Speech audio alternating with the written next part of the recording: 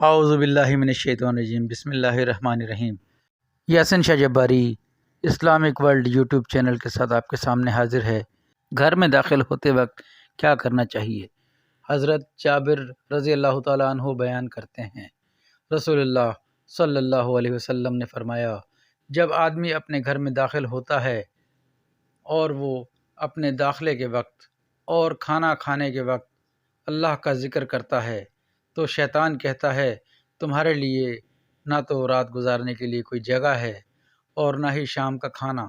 اور جب آدمی داخل ہوتا ہے اور وہ اپنے داخلے کے وقت اللہ کا ذکر نہیں کرتا تو شیطان اپنے ساتھیوں سے کہتا ہے تم نے رات گزارنے کی جگہ پالی، اور جب وہ کھانا کھاتے وقت اللہ کا نام نہیں لیتا تو وہ کہتا ہے، یعنی شیطان کہتا ہے کہ تم نے رات گزارنے کی جگہ پالی اور شام کا کھانا بھی پا لیا۔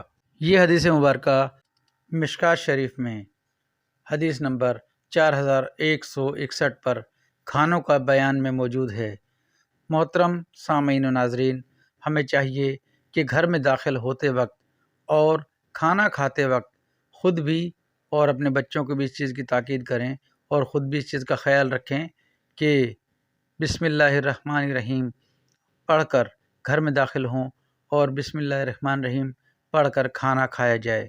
اس سے اللہ تعالیٰ رزق میں بے شمار برکتیں عطا فرماتا ہے، ساتھ میں شیطانوں کا داخلہ بھی ممنوع ہو جاتا ہے۔